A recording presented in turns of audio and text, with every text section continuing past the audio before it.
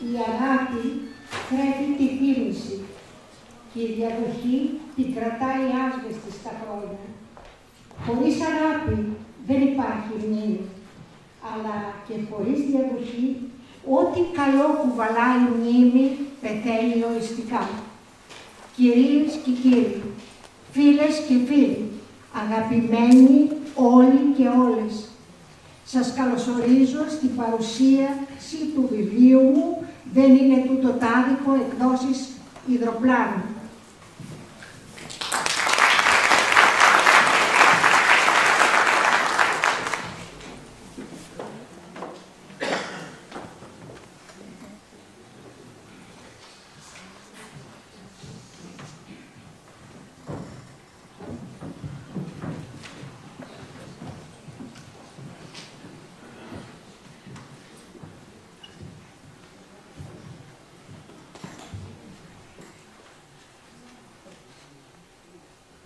Το σπίτι, χτισμένο από πέτρα στο μάγουλο της πλαγιάς του χαμηλόκορφου λόφου. Στον Άγιο Θωμά, στο Μεσολόγγι. Ο Σάββας, λιγνός και ψηλός σαν κυπαρίσι. Η μάνα ψηλή και ξερακιανή, χείρα μαυρομαντιλοδεμένη. Η Σταθούλα, η Φροσύνη, η Βιέννα, η Βδοκιά. 4 αδελφές. Ο Κλεάνθης, ο Λαβρέντης, ο Άκης, ο Φόρης. Ο Παντελής, ο Λευτερόγιανος. Ο Λουτσιάνος. Ο Πόλεμος! Ο Πόλεμος! Ο Πόλεμος! Ο Πόλεμος! Ο Πόλεμος! Ο Πόλεμος! Ο Πόλεμος! Ο Πόλεμος! Ο Πόλεμος! Ο Πόλεμος.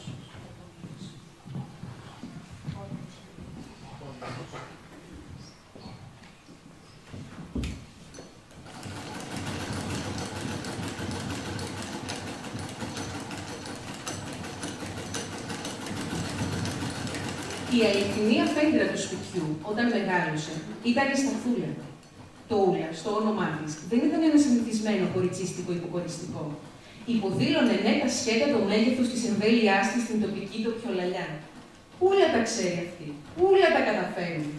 Η ευστάθεια, στην οποία παρέπεμπε το βαφτιστικό της, ευσταθία, ήταν δεδομένη. Δεν είχε ανάγκη δηλωτικού, ανάγκη απαρχίδια είχε για να είναι και τύπης αφέντρα. Τα χαρακτηριστικά της, ουσιαστικά και σημαντικά επίσης. Ρωμαλαία και κοτσονάτη. Ακούραστη και πεισματική. Λόγος ευθύς και κοφτός. Μετρημένος, γι' αυτό αναντήρητος. Μάτια μαύρα, αμυγδαλωτά, επόπτες του χώρου. Νους συνθετικός, γοργοκίνητος. Γράμματα τόσο όσα, τα απαραίτητα. Λογαριασμοί ίσχυοι και καθαροί. Άδειλο μηδέν. Δίκαιη μοιρασιά, κουμάντο με περίσκεψη. Η επικοινωνία της με το Σάββα ενημερωτική. Ουδέποτε αντάλλαξαν οι δυο τους κουβέντα. Δικό της το στιμόνι, δικό της το γνέμα, δικό της και το σχέδιο. Ο Σάββας το διασύδει. Το αποτέλεσμα. Το καμάρωνε και το χαιρόταν σαν από τα χέρια του καμωμένα. Και την άκουγε με τόση προσήλωση, με τόσο θαυμασμό, που την έκανε να εξαρτιέται από το βλέμμα του. Ο Σάββας δεν ήταν απλά ένας αδερφός. Ήταν η ενσάρκωση του πατρός τους. Βασίλειονα η καλή και η ευλογημένη που την ευλογείς ο Θεός με το δεξί του χέρι, να ζήσετε χρόνια πολλά, ευτυχισμένα και καλά, να ζήσετε χρόνια πολλά. Όταν το ανακοίνωσε η Σταθούλα το γάμο της, έχασε τη γη κάτω από τα πόδια του και το στερέωμα του ουρανού πάνω από το κεφάλι του. Και ραμίδα στο κεφάλι του έπεσε όταν έμαθε το πρόσωπο της καρδιάς της. Ο Φόρης. Ο Φόρης. Είσαι σίγουρη. Ο Φόρης. Μου ήρθε λίγο ξαφνικό. Νόμιζα ότι θα μέναμε οι δυο μας, προστάτες και φρουρή της πατρικής μας κληρονομιάς. Άρεστα Αφούλα τι μου έκανες. Σε 8 μήνες, το 15 Αύγουστο της Παναγίας, θα γίνει ο γάμος. Θέλουμε να φτιάξουμε το σπιτικό μας και τόσο χρόνο χρειαζόμαστε για να γίνει. Ούτε γης έχουμε, ούτε παρά, όπως ξέρεις. Γι' αυτό σου ζητάω το μερτικό μου σε λιοστάσι και 150 λίρες.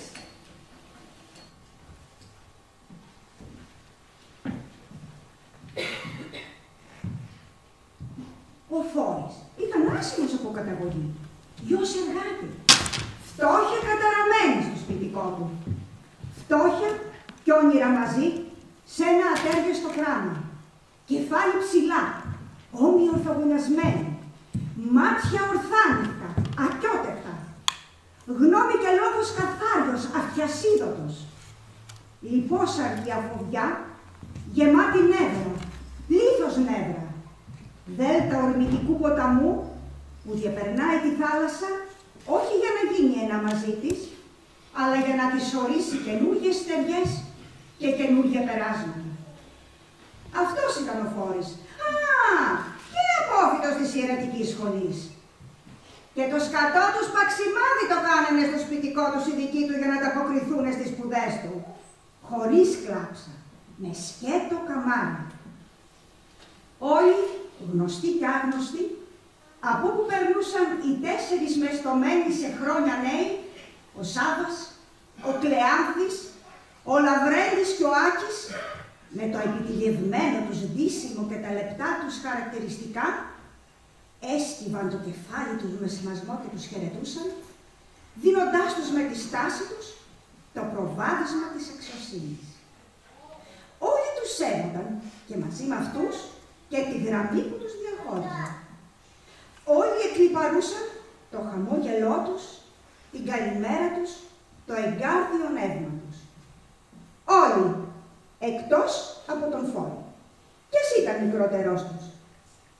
Εκείνος τους σιδέρωνε με το βλέμμα του, ισιάδι τους έκανε, διπλωμένοι κουφόπιατα. Αν κι ακάλεστος, αν και στο διπλανό τραπέζι, με το που έγινε δάσκαλος, ευκαιρία δεν έχανε να μην πάρει το λόγο και με αφορμή τα λεγόμενά τους να τους φέρει σε αδιέξοδο. Να τους στερέψει σε επιχειρήματα, να τους διχογνωμήσει και το σημαντικότερο, να βάλει τον καθέναν απέναντι στον εαυτό του. Κριτής και κρινόμενος σε ένα. Ο Λαβρέτης δυσανασχετούσε. Ο Κλεάνθης, πιο πονηρός, με τις πρώτες κουβέντες, βρε, μπας κι είναι κομμουνιστής.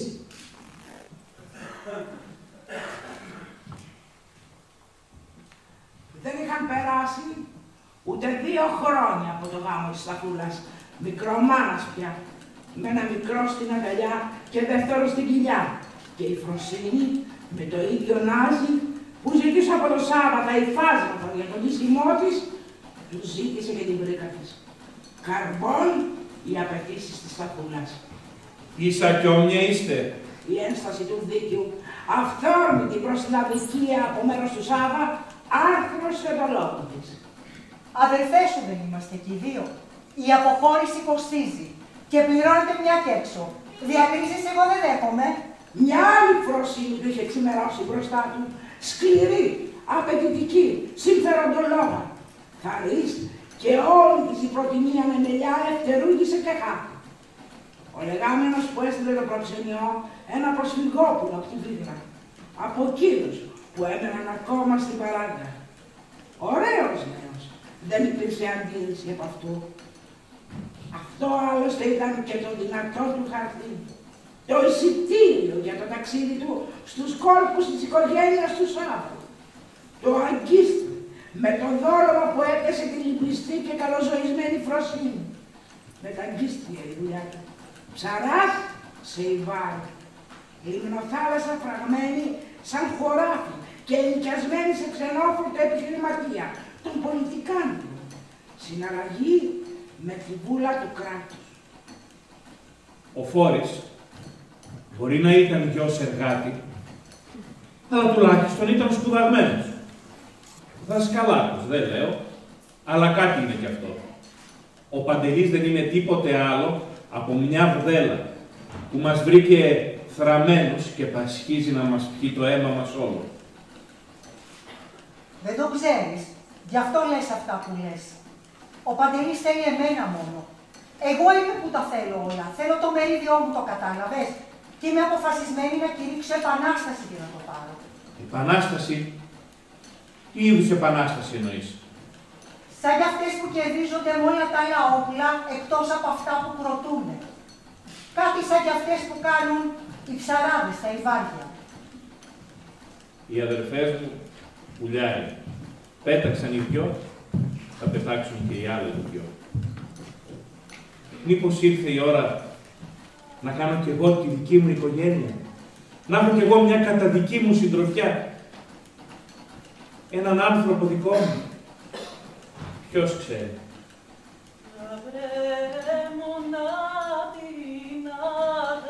Η Ερατό ήταν η πρώτη γυναίκα που είδε ο Σάββας. Δεν χρειάστηκε να δει δεύτερη, είχε όλα όσα ζητούσε και με το παραπάνω. Γρήγορα έγινε η μούσα της σωτηρίας του. Με τα έχει της αντικατέστησε την αφέμαξη των πρικών των δύο αδερφάδων του κατά τα 3/4. Με τα νιάτα της στα τριανταφυλλένια αναζωογόνησε τη φύση του. Με την αγαθότητά της που τον όρισε αφέδησε θρόνο και άγιωσε εικονοστάση, αναπλήρωσε τη χαμένη του δύναμη.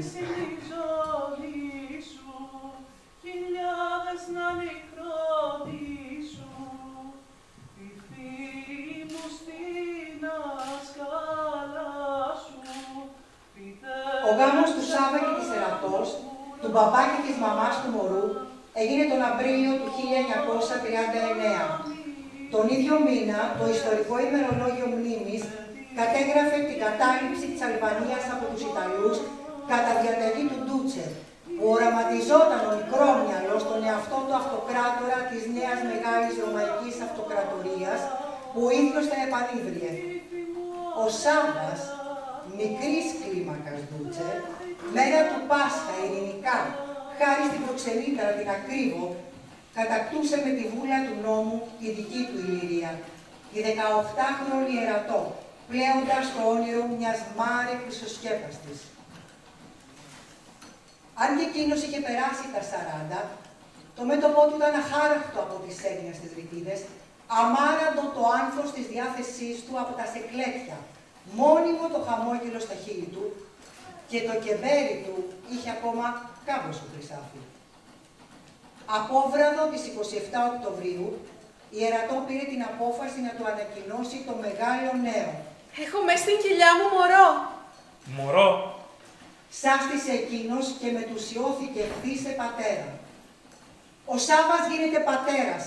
Ο Σάββας θα αποκτήσει γιο. Θα συνεχιστεί το όνομα και η γενιά μας, φώναζε σύγκορμη η ψυχή του.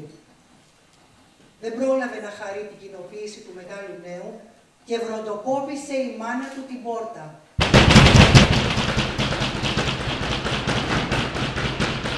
Πόλεμος! Γίνεται πόλεμος! Πόλεμος!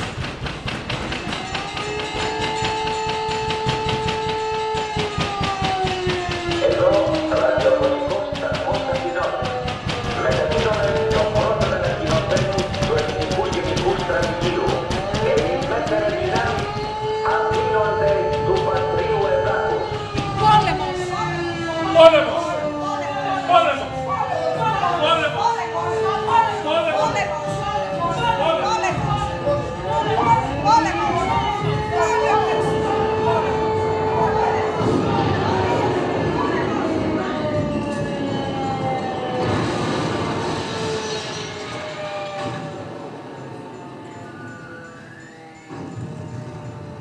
Το επαναστόμενο μικρό Δανιελίδη κοιμάται ήσυχα μες στη ζεστασιά της κοιλιάς της πόρτας.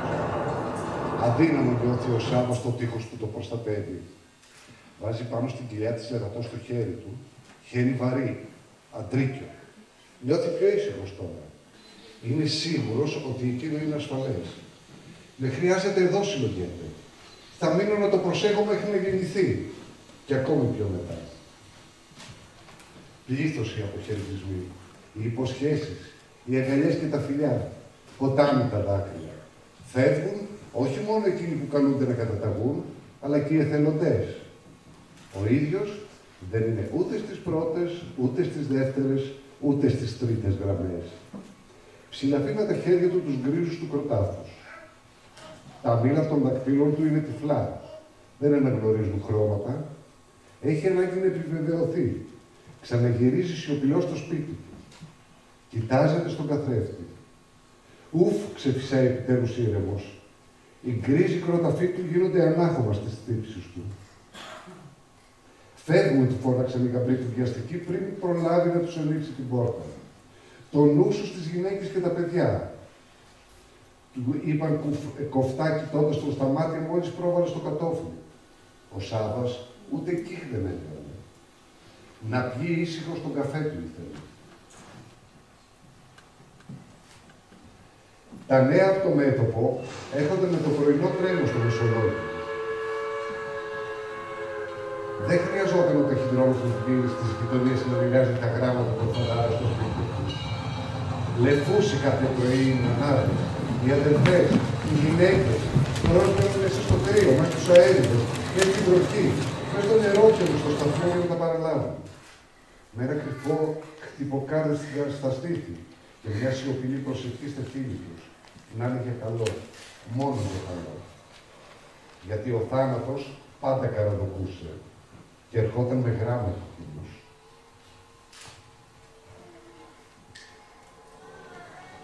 Και ενώ οι μαχητές εξακολουθούσαν να παλεύουν ίσια και παλικαρίσια, κρατώντας στεναρά τη γραμμή μεταξά, αφήνοντας άφωνους ακόμη και τους άτεκτους εχθρούς τους, η συναλλαγή δια του Τσολάκογλου υπέγραφε την υποχώρηση.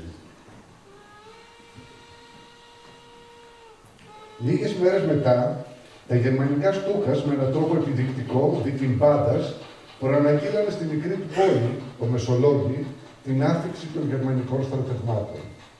Σύστηκε στη θέμελα η γης. Η θάλασσα ταριάστηκε, σοριάστηκαν σπίτια, κινδύνευσε το πρωτό νοσοκομείο Ειρηνής, που μετέφερε στην Πάτρα τους τραυματίες του πολέμου με βήθηση. Κινδύνευσαν πολύ ανύποπτοι για την επίθεση άνθρωποι στη στεριά. Ο Σάββας έχασε την ισορροπία του. Λέρωσε τα βρακιά του από το φόβο του και προβληματίστηκε για την χωρίς διακρίσεις δράση τους. Αλλά μέχρι εκεί.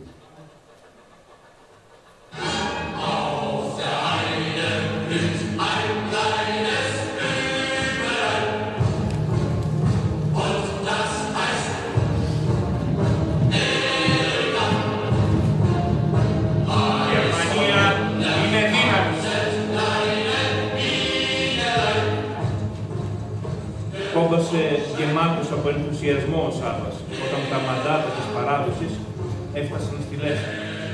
Την ώρα που έπινε τον καφέ του, η συνειδητοποίηση της ταύτισης της Γερμανίας στο λιτό του λόγο της παντοκράτηρας, με την παντοκράτηρα δύναμη όπως ο ίδιος την ένιωθε και την πίστευε, το έφερε αμέσως εφορία. Τα μάγουλα του φόρεσαν την επίσημη πορφύρα τους και το τύμπανο της καρδιάς του συντονίστηκε στον ρυθμό των θριαμβικών ύμνων.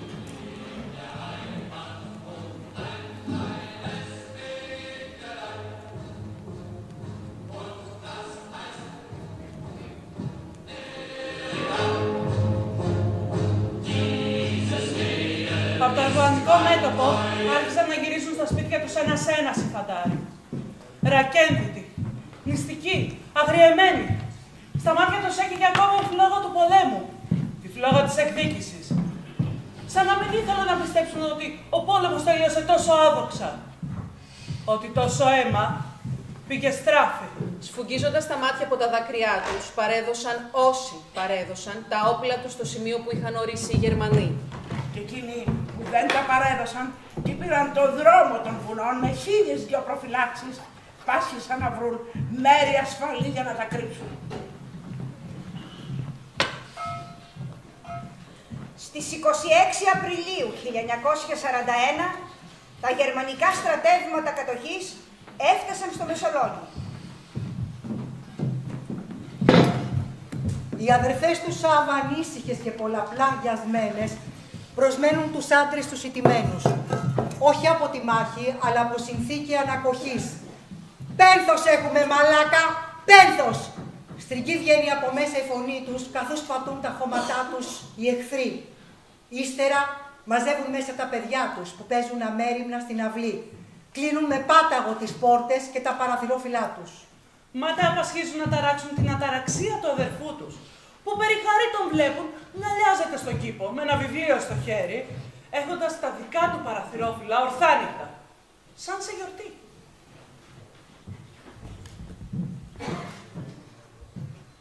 Αχι μου λαμπρό, πέγε μου να περπατώ, να πηγαίνω στα σχολεία, να μαθαίνω γράμματα, γράμματα σπουδαίματα του Θεού τα πράγματα.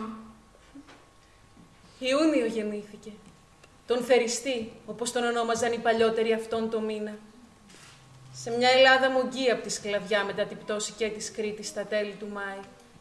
Σε μια Ελλάδα που εξακολουθούσε όμως να υπάρχει σαν κλάμα ασταμάτητο, σαν ασθμένουσα ελπίδα, σαν όψιμος καημός, σαν λυτρωμένη ενοχή, σαν αειοφόρο όνειρο. Παύλο, τον ονόμασε ο πατέρας του με το που τον πρωτοπήρε στην αγκαλιά του. Με του δικού του πατέρα το όνομα. Παύλο, τον χαιρέτησαν στο κατόπι του συγγενείς και γνωστοί. Η ζωή ξαναπήρε το νήμα της και άρχισε να τον τυλίγει στο κουβάρι της ζωής τους. Μια γνιασμένη και μια ξέρνιαστη. Δούλευαν τα χέρια, πλανιόταν το μυαλό. Τα νέα πέρναγαν το κατόφλι τους μαζί με τις μύγες. Καλοκαίρι ήταν. Τη δουλειά τους έκαναν αυτές.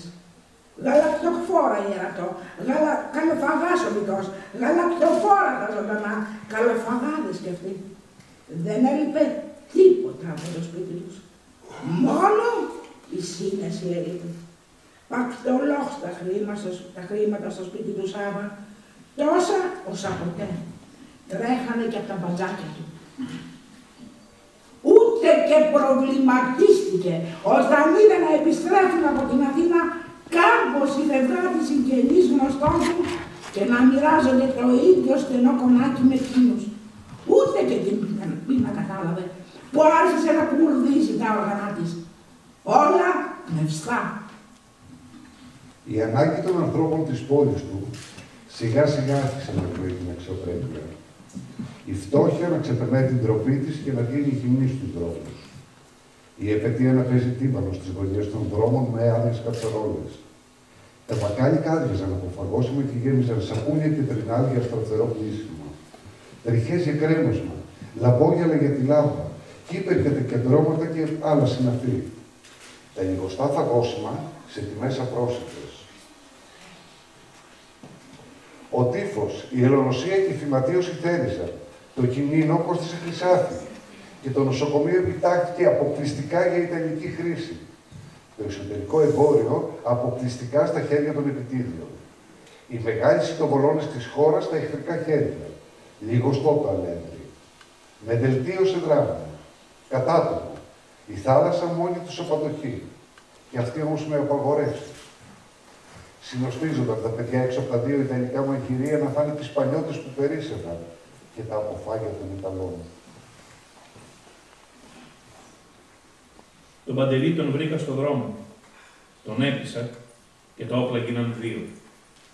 Δύο κι εμείς που τα προστατεύαμε.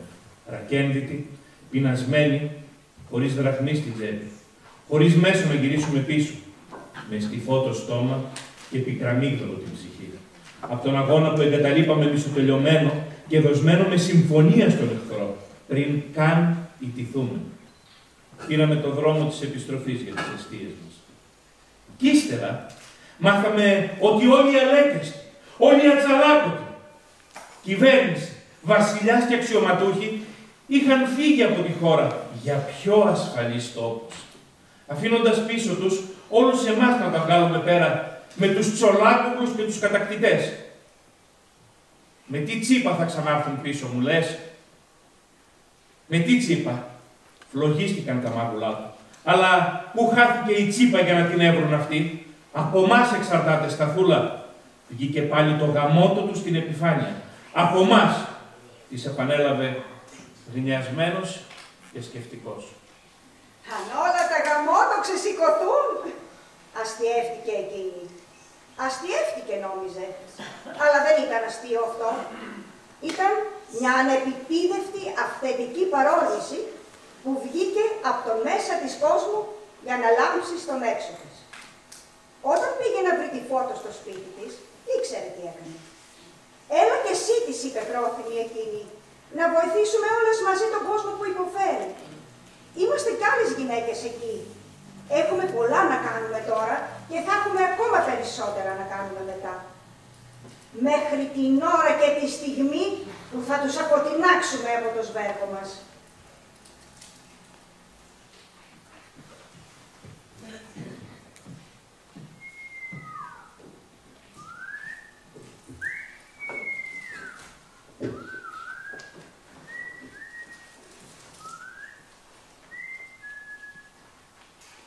Σιγά σιγά, ο αέρας γύρω τους άρχισε να γεμίζει από συνωμοτικά ψιθυρίσματα και αστραπές βλεμμάτων που προμήνυαν βροντές. Οι τοίχοι άρχισαν να μιλούν. Η ελευθερία έσταζε φρέσκο το αιμάτινο χρώμα της πάνω τους. Οι πρώτες τριάδες του φρεσκοειδρυμένου ΕΑΜ άρχισαν μυστικά να σχηματίζονται στην πόλη τους, καθώς και στην άλλη γειτονική πόλη, το Αγρίνιο, με πρωτεργάτες παλιούς εξόριστους. Καθάριες οι οδηγίες και αναλυτικές για όλους και για όλα. Ελληνίδες, καμία σχέση με τους φασίστες κατακτητές. Αγρότες, ούτε ένα κουκκί σιτάρι, ούτε μια σταγόνα λάδι σε αυτούς. Όσα λεφτά και να σας προσφέρουν. Ιερείς, ακολουθήστε το παράδειγμα του Παπαφλέσσα. Εργάτες, βιοτέχνες, υπάλληλοι, μη δουλεύετε για τον εχθρό. Φέρετε τους εμπόδια. Επιβραδύνετε το ρυθμό σας. Δυσκολεύστε τους. Χωροφύλακες, αξιωματικοί. Δεν υπάρχει πλέον κυβέρνηση ελληνική. Μην υπακούετε σε εχθρικά κελεύματα. Αστεί, ενισχύστε οικονομικά τον αγώνα. Νέοι και νέες, δώστε την ορμή και τα νιάτα σας στη μεγάλη υπόθεση της ελευθερίας. Παράλληλα με αυτούς, εμφανίστηκαν και οι εδεσίτες, με νιάξιμο για το αύριο. Αποκλειστικά για το αύριο. Αυτή με την κατοχύρωση της συμμαχικής νίκης. Πλήρη ανεξαρτησία οι Αμίτες, συμμαχική παρουσία οι εδεσίτες. Προσωρινή κυβέρνηση οι Αμίτες και άμεση προκήρυξη εκλογών για να αποφανθεί κυριαρχικός ο λαός. Εκλογές με συμμαχικούς αντιπροσώπους οι εδεσίτες, με εγκαθίδρυση σοσιαλιστικής λαϊκής δημοκρατίας. Βάρια στενάζουν τα βουνά κι ο ήλιος σκοτεινιάζει το δόλιο το μικρό χωριό και πάλι αδαριάζει. Λαμποτοπούν χρυσά σπαθιά, πέφτουν του φεγγανάρια, ο Άρης κάνει πόλεμο, μαντάρτες παλικάρια. Άρης Βελουχιώτης το όνομά του. Καπετάνιος για τους συναγωνιστές του. Ταγματάρχης πυροβολικού για τους χωρικούς. Η σύσταση δική του. Όλοι οι πολεμιστές μετά το εμβατήριο στάθηκαν πειθαρχημένοι κατά μεσής της πλατείας, σαν χορός αρχαίας τραγωδίας στην πρώτη του εμφάνιση προς τους κριτές του. Ο Άρης βγήκε μπροστά και ζήτησε τον πρόεδρο, αφού πρώτα έδωσε εντολή σε έναν συναγωνιστή του να νοιαστεί το τηλέφωνο. «Θέλω να μου δώσει την άδεια», του γύρεψε. «Να μιλήσω για την κατάσταση που ζούμε και την ανάγκη του ξεσηκωμού στον κατακτητή». Πλάι του ο παπάς. Έσκυψε ο Άρης και του φίλησε το χέρι. «Με την ευχή σου», ξέρεις. «Από εσάς σήμερα εδώ στέλνουμε σε όλη τη χώρα το μήνυμα της ένοπλης εξέγερσης κατά του κατακτητή, με αγώνα ανυποχώρητο και ακαταμάχητο μέχρι την τελική νίκη.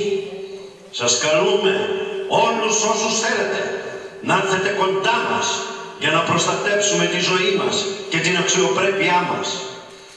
Βέβαια, δεν έχουμε ακόμη τη δύναμη για να πολεμήσουμε τον εχθρό, Μπορούμε όμως να του κάνουμε ζημιές. Να τον κάνουμε να διατηρεί παντού δυνάμεις για να ξελαφρώνουν τα πολεμικά μέτωπα των συμμάχων μας. Όλοι, ακόμη και εσείς εδώ, μπορείτε και πρέπει να κάνετε παθητική αντίσταση στον εχθρό. Να μην τους προσφέρουμε τίποτε, ούτε καν πυρούνι για να βγάλουν τα μάτια τους. Οι εχθροί αρπάζουν το ψωμί μας, ατιμάζουν τις γυναίκες μας, θέλουν να ξεκληρίσουν το έθνος μας. Τους βοηθάνε σε αυτό και οι ντόπιοι προδότες και οι πλατσικολόγοι. Αυτό δεν πρέπει και δεν θα τους περάσει. Φωτιά και τσεκούρι σε όλους αυτούς. Από εσάς θέλουμε να είστε αγαπημένοι και να βοηθάει ο ένας τον άλλον. Θα είναι ντροπή να αφήσετε να πεθάνει ο διπλανός σας από πείνα. Θα είναι ντροπή να τον αφήσετε να γίνει προδότης.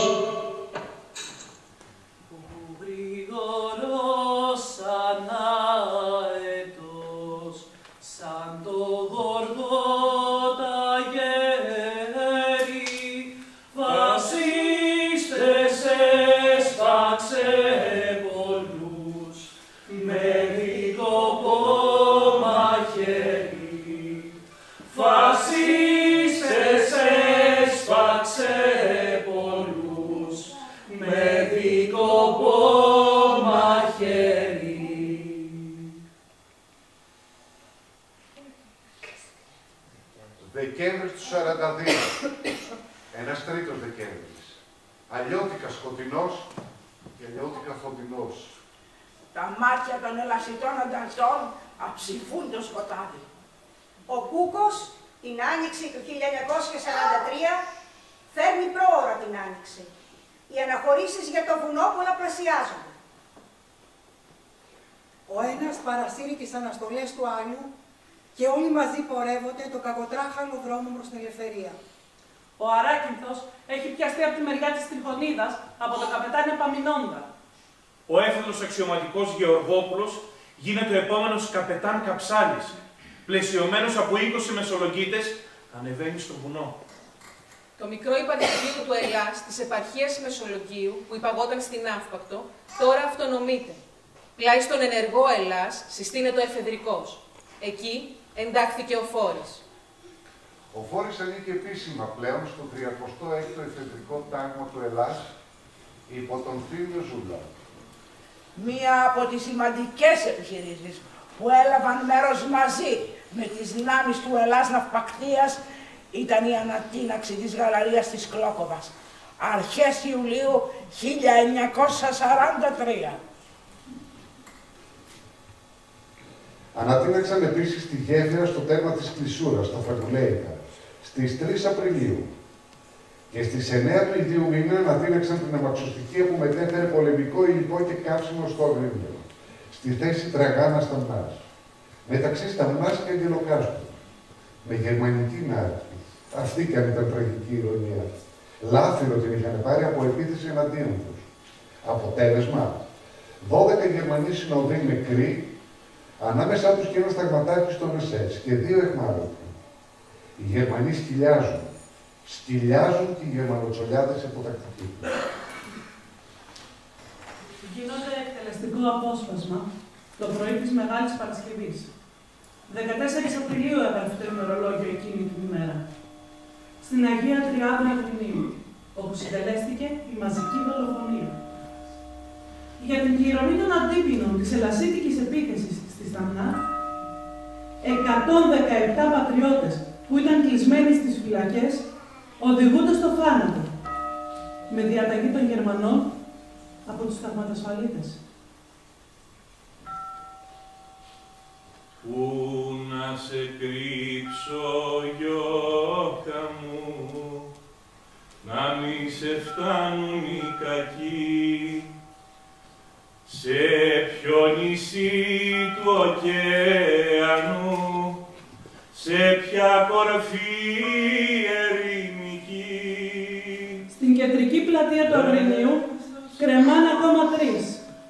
Μια συγχορδία από πένθυμες καμπάνες από όλες τις εκκλησίες της πόλης συνόδευσε την τραγική χωρία των ψυχών τους, των βία αποχωριζομένων από τα σώματά τους ψυχών, εκείνο το πρωί στο Πάνθεον των Ηρώων. που μες στα βρόχια της ζωής τα χιάφαινας παράξεις, τα χιάφαινας παράξεις. Εμφύλιος 1945. Ο αφοπλισμός του Ελλάς έφερε σε δινή θέση όλα τα πραγματωμένα του όνειρα. Η απόφαση τελεσίδικη. Παύση. Γενική παύση. Πάει η λαοπρόβλητη δημοτική αρχή. Πάει ο δήμαρχος, ο νομάρχης, το ΕΑΜ, η ΕΠΟΝ, η πολιτοφυλακή, η επιμελητεία του Αντάρτη, η εθνική αλληλεγγύη. Ξανά στη θέση του ο παλιός, ο κατοχικός και προκατοχικός δήμαρχος, ο Ευαγγελάτος, εθνικόφρονο νομάρχης. Η οργάνωση βασιλοφρόνων, οι χίτες, οι δοσύλλογοι, οι άνθρωποι των διαλυθέντων ταγμάτων ασφαλείας, οι χωροφύλακες και το καινούργιο σώμα της εθνοφυλακής έφεραν το μεσαίωνα στο Μεσοδόριο.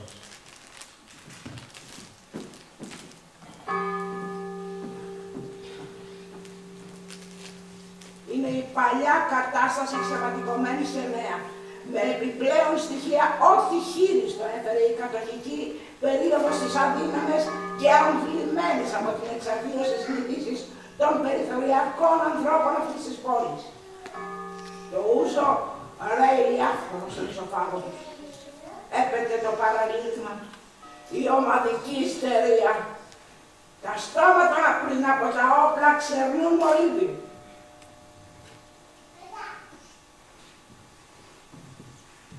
Με σύμμαχο το πυκνό σκοτάδι, το παρισμένοι κοινάνε για τον στόχο.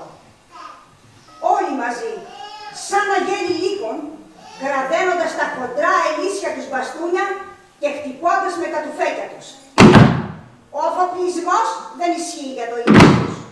Είναι οι άρχοντες τους κόσμους.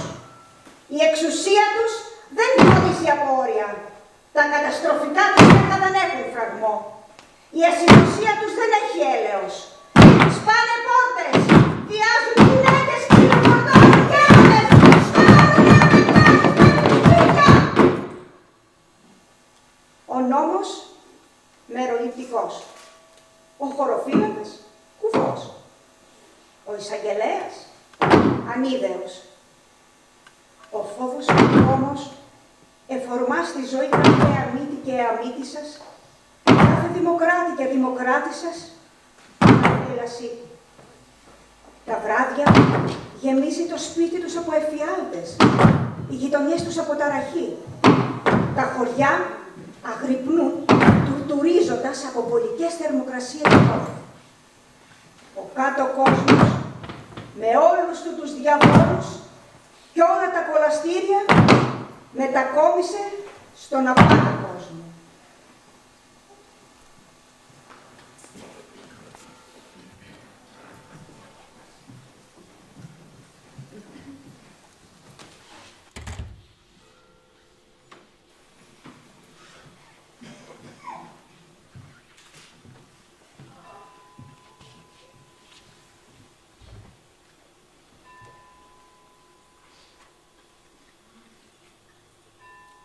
Κρίκελο, 1945. Έχω την τύχη να ζω σε μια εποχή που εύκολα δεν θα ματάρθει. Και σε έναν τόπο που ο εχθρός εύκολα δεν θα ζυγώσει. Η ζωή το έφερε έτσι. Όπως η ζωή το έφερε να κουμπαρέψω με το Βασίλη και να τύχω τον Άρη στη Δομνίστα. Από πόλεμο νογάω. Πήγα στα αλβανικά βουνά. Κάλεσαν την κλάση μου και πήγα. Έτσι έπρεπε να κάνω. Έτσι έκανα. Πολέμησα σκληρά. Δεν λούφαξα λεπτό. Ήθελα τη λευτεριά. Άλλος όμως, κείνος ο πόλεμος, κι άλλος ετούτος εδώ, πάνω στα βουνά. Τούτος άμα της να μην είναι μόνο για τη λευτεριά, απ' τον Ιταλό, τον Γερμανό και τον Βούλγαρο στη Μακεδονία. Αλλά και για τη λευτεριά από εκείνους που κάναν τη ζωή μας να έχει τα χάλια που έχει τώρα.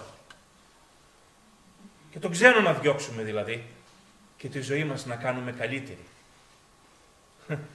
Γι' αυτό και σε αυτό τον πόλεμο πας μόνος σου αν εσύ το θέλεις. Γιατί και δύσκολος είναι και επικίνδυνος μαζί. Δεν έχει εδώ κλάσεις και τέτοια. Και όριο στην ηλικία δεν μπαίνει. Αρκεί να μπορείς να σηκώσεις τουφέκι και να πολεμήσεις. Εκείνοι που διατάξανε τον πόλεμο, το δικό μας, πάνω στα αλβανικά βουνά, φευγάτοι είναι και καλοβολεμένοι. Οι άλλοι που υπογράψαν την ανακοχή, μείναν με τους Γερμανούς παρέα. Οι παλιέρχοι γη, όπου είχαν τα κόμματα καμωμένα, τσιμουδιά. Το συμφέρον τους κοιτούσαν και τότε, το συμφέρον τους θα κοιτάξουν και τώρα. Εμείς στο έλεος. Όλα όσα γίνονται εδώ πάνω γίνονται πιότερο από τους κομμουνιστές. Και από άλλους βέβαια, αλλά οι κομμουνιστές έχουν τον πρώτο λόγο.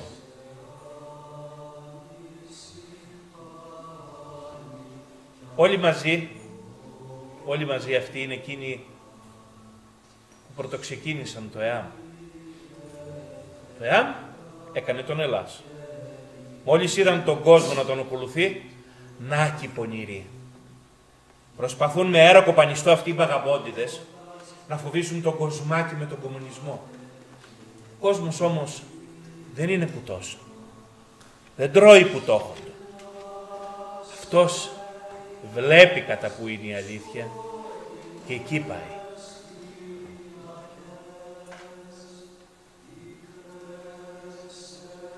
Οι Γερμανοί θα φύγουν. Η καλύτερη ζωή όμως, ωραία, κάτι δεν πάει καλά. Κάτι στράβωσε. Μέσα, έξω, όλα στραβά. Αντί να γιορτάζουμε,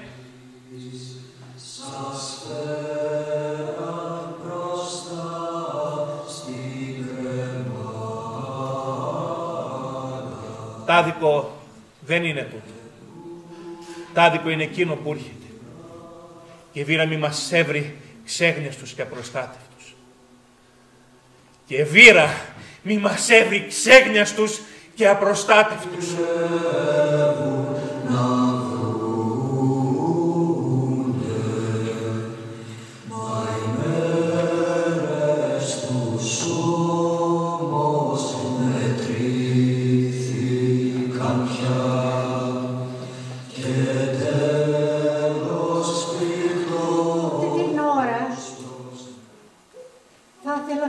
Ο χρόνος σιωπής, να στοχαστώ και να συναισθανθώ.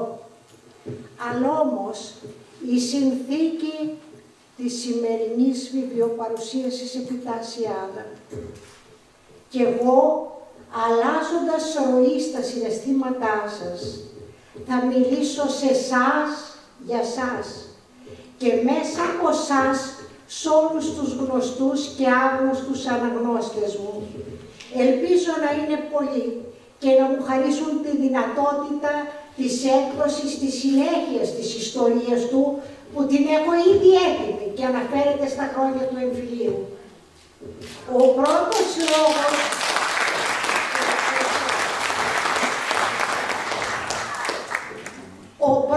λόγος για τον οποίο θέλω να σας μιλήσω είναι για να σας πω πόσο μεγάλη και σημαντική είναι η δύναμη που κατέχετε. Στην ουσία είστε οι παραλήπτες του βιβλίου, αφού το βιβλίο δεν είναι άλλο παρά ένα μεγάλο γράμμα. Το συγκεκριμένο είναι γραμμένο από μένα για εσάς. Σε εσάς απευθυνόμουν όταν το έγραφα και εσάς ονειρευόμουν τις νύχτες όταν έγιανα κατάκοπη το κεφάλι μου στο μαξιλάρι για να ξεκουραστώ. Για την προσεγμένη αποστολή του βοήθησε ο εκδότης μου και για την επίδοσή του ο Βιβλιοπόλης, ο μόνιμος ταχυδρόμος της χαράς, ο κομιστής της σοφίας των ανθρώπων στις γειτονιές της γης. Ο δεύτερος λόγος για τον οποίο θέλω να σας μιλήσω Είναι για να σας αποκαλύψω την πολύτιμη συνεισφορά σας στο ποιοτικό του αποτέλεσμα, την ώρα της συγγραφής του. Αυτό και είναι σημαντικό. Ήσασταν για μένα σε όλη τη διάρκεια της συγγραφής του, και ήταν μακριά σε χρόνο, το απαιτητικό τρίτο μάτι στη θέση του αδέκαστου κριτή. Μου υποδεικνύεται και το πιο μικρό λάθος και την πιο αμεληταία παράληψή μου. Δεν μου χαριστήκατε, είναι αλήθεια, γιατί θαρώ είχατε απεριόριστη εμπιστοσύνη στις δυνατότητές μου. Και σας ευχαριστώ γι' αυτό. Στόχος σας και στόχος μου το ποιοτικό αποτέλεσμα. Ώρες ατέλειωτες το παλεύαμε και κούραση δεν νιώθαμε. Μαζί θεωρώ πορευτήκαμε στα μονοπάτια των λέξεων, αναζητώντας τα χαμένα τους νοήματα. Μαζί αναδείξαμε τις κρυμμένες τους δυνατότητες και μαζί φωτίσαμε την άλο της λησμονημένης ουσίας τους. Ήταν φορές, σας το ομολογώ αυτό, τόση υβρηματικότητα το συνειρμό μου, που είναι αλήθεια σας παρέσυρα στο συναισθηματικό μου μεθύσι. Ένιωσα ή ήθελα να νιώθω, γιατί έτσι με βόλευε, ότι το χαίρεστε, και αυτό με απελευθέρωσε. Έχει και ο μυρικασμός της σκέψης στα καλά του, είπα στον εαυτό μου για να τον καθησυχάσω. Πόσους και πόσους χυμούς δεν απομυζούμε από αυτόν και πόση ειδονή αλήθεια. Κάνοντας λοιπόν την ανάγκη μου φιλότιμο, αφού υποκλήθηκα μπροστά στα 7 εικονίσματα του λιτού λόγου, προσπάθησα και το κατάφερα, ομολογώ, να με ενοχοποιηθώ. Ας είναι, είπα, η παρεκτροπή μου αυτή μια προσφορά αγάπης σε εκείνους τους λίγους, τους πολλούς, θα δείξει, που αφήνονται χωρίς βιάση στο γλυκασμό των ειδισμάτων του ωραίου. Όταν αυτό το ωραίο, όπως στην περίπτωσή μου, είναι τόσο πηγαίο, τόσο αυθεντικό, τόσο χυμώδες. Για όλη αυτή τη συνεισφορά σας, λοιπόν, ο σεβασμός μου σας ανήκει. Η συγκίνησή σας, η έκπληξή σας, ο προβληματισμός σας, η ευχαριστησή σας, η σιωπηλή και γεμάτη αφοσίωση ματιά σας πάνω στις αράδες του βιβλίου μου, όλα αυτά είναι το δικό σας κέρασμα σε μένα. Πλούσια η συγκίνησή μου, πλούσια και η αγάπη μου για όλους σας. Γι' αυτό και με αγάπη σας υπογράφω τα βιβλία που παίρνετε. Να είστε καλά, σας ευχαριστώ. Σκηνοθέτρια της θεατρικής παράστασης η κυρία Ζέτα Λάτα.